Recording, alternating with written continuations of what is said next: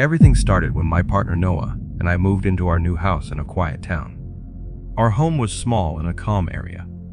The neighbors next door, an old couple, were nice to us. But the people on the other side lived farther away and we hadn't met them yet. We were still putting away our stuff and setting up our home. Maybe it was about 2 weeks after we moved in. I had just finished a tiring day at work. I sat at the table, talking to Noah and looking for rugs on the internet. Meanwhile, Noah was cooking pasta in the kitchen. The house felt a bit hot and stuffy, so I went to the back door to open it a little for some fresh air. But when I looked outside, I saw someone sitting in our backyard on one of our chairs. I got really scared. I whispered quietly to my friend Noah, "I think there's someone in our yard." He came over and looked, but we didn't know what to do. Noah said I should talk to them, but I was too scared to even move. I got brave and tapped on the window. I said, "Hey, this is private land. You need to go." The person turned and he was a man about 50 years old. He had a long gray beard and tattoos on his arms. He didn't seem bothered by what I said. Noah went to call the police while I watched the man. He said really bad things and kept looking at me. It felt like a long time before the police came, even though it was just a few minutes. They looked around, took notes, and promised to keep an eye on the neighborhood. We thought everything was finished, but later that night, while we were watching TV, we heard weird sounds from outside. I looked through the window and saw the man once more. He was talking to himself quietly, but when he saw me, he started hitting the window really hard and saying scary things. I got really scared and quickly took Noah upstairs to protect him from what the man was saying. I wanted to scare the man away by saying I'd call the police again. The banging noise stopped, but when I looked outside, the man had disappeared. While I was calming Noah down, I heard a sound downstairs. My heart was racing fast as I went down a few steps to check.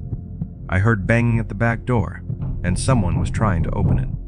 It was the same guy, trying to get inside. I quickly grabbed the phone and called 911, begging for help right away. Police came quicker this time, but the man disappeared into the dark before they arrived. The next day, we went to each house nearby to meet our neighbors and learn about a man we were curious about. A couple living a few houses down knew about him. They said he had a bad past with fighting, drugs, and was seen as someone who could be unsafe. He stayed in a not-so-good house close by. We told the police about him, but since we didn't have strong proof, they couldn't take action. After that night, we didn't see or hear from him, and we hoped it would stay that way. But then, when we least expected it a few weeks later, someone knocked on our door at night. It was an old man named Mr. Thomas, our neighbor from down the road, looking really concerned.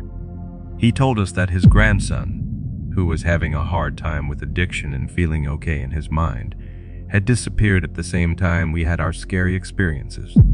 The way he described his grandson was very similar to the man we met. Mr. Thomas really wanted to find his grandson, so we talked about what happened to us. We realized that the man we were scared of might have actually needed help rather than meant harm.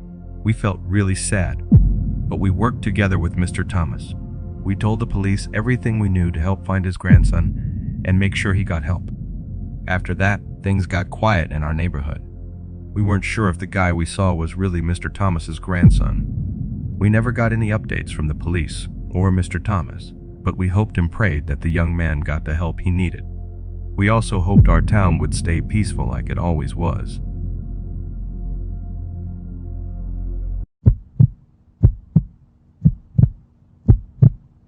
When I was 15, I went camping in a forest near my town with my dog, Max.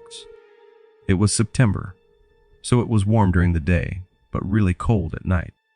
I packed all my camping stuff, food that would last a few days, and my fishing gear because I wanted to catch dinner from the nearby lake. We walked for a while, about a mile, until we found a good place near the lake to make our camp.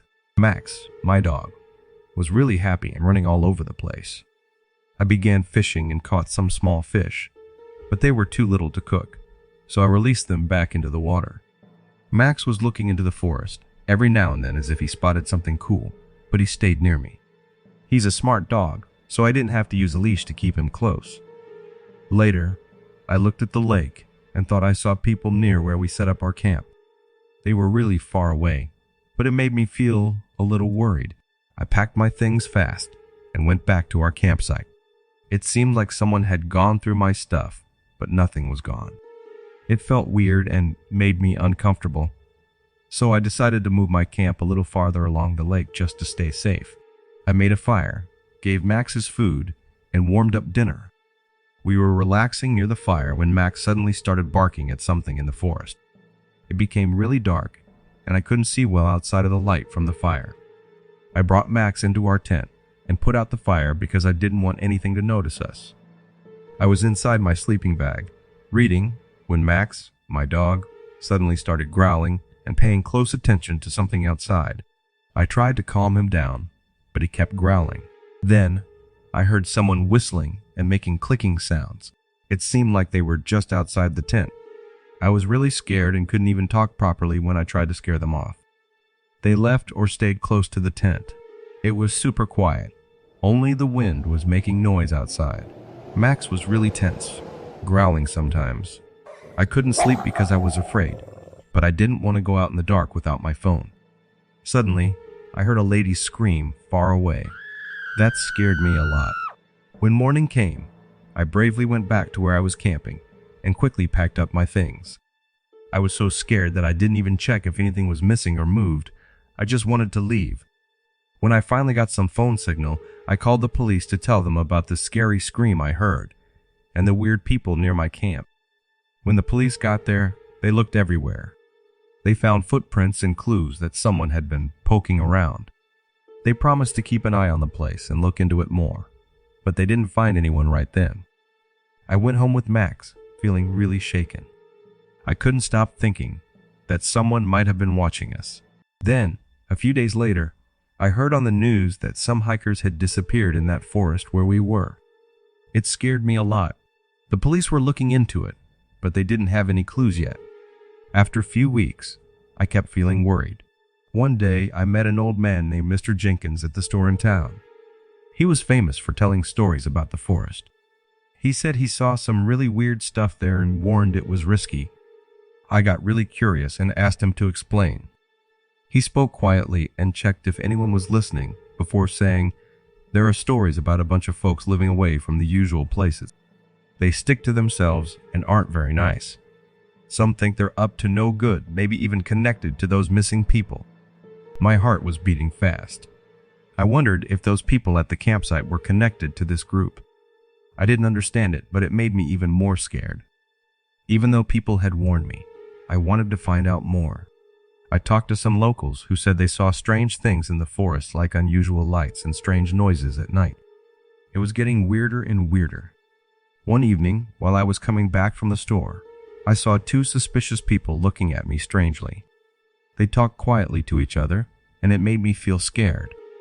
I quickly went home and made sure all the doors were locked. Later that night, my dog Max began growling, and I heard footsteps near my house. I tried looking out the window but couldn't see anyone. I felt worried like I did when I was in the forest. I stayed awake all night, keeping an eye out. The next day, I felt like things had gone too far, so I grabbed some important stuff, took Max with me, and left the town. I didn't feel safe staying there. Even now, I still think about those weird people I saw in the woods and all the strange things that happened. But I know one thing: I never went back to that forest again. Before I continue to the next story, if you are interested in earning from YouTube without showing your face, or without making videos by yourself using artificial intelligence, like the video that you are watching right now, then I have a special free training for you. Check the first link in the description below to get instant access. In 2022, I spent my summer break at my grandparents' farm. They were gone for a few nights, and I was taking care of things and earning some money. On the last night, I was relaxing in the living room, watching TV when I heard a strange sound coming from outside near the cornfield. I thought I saw a deer, but then all of the cows went wild, mooing like crazy.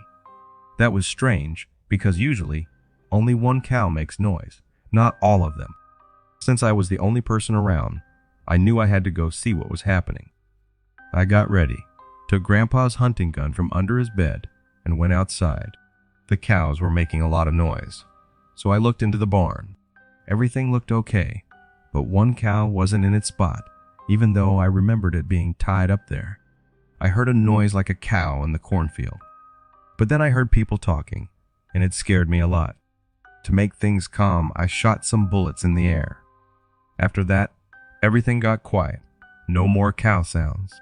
But then I heard footsteps in the field.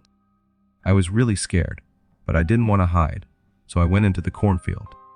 I could hear footsteps next to me, which made things even scarier as I went deeper. Then, I saw someone wearing all black a little bit away from me. I pointed my gun at them and told them to go away, but they didn't budge, not even when I shot a warning in the air.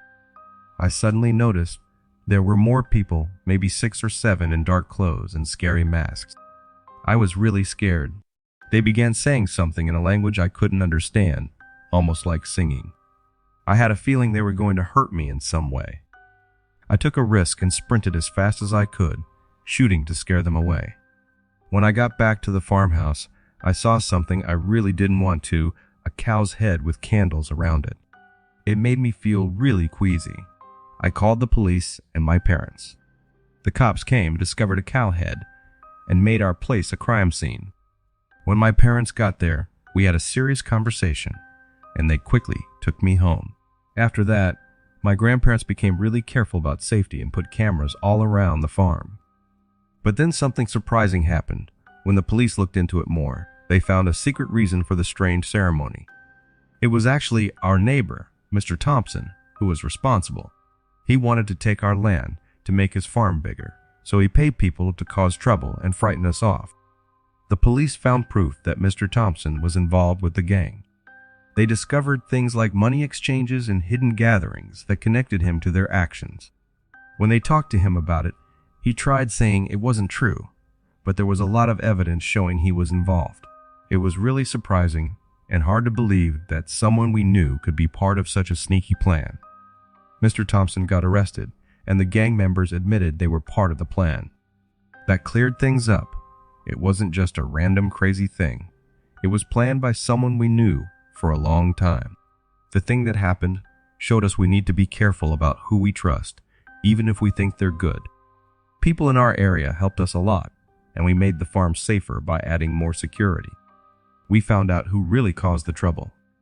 It made us feel better to know what really happened, even though it was tough to realize that sometimes the danger is right nearby, not far away.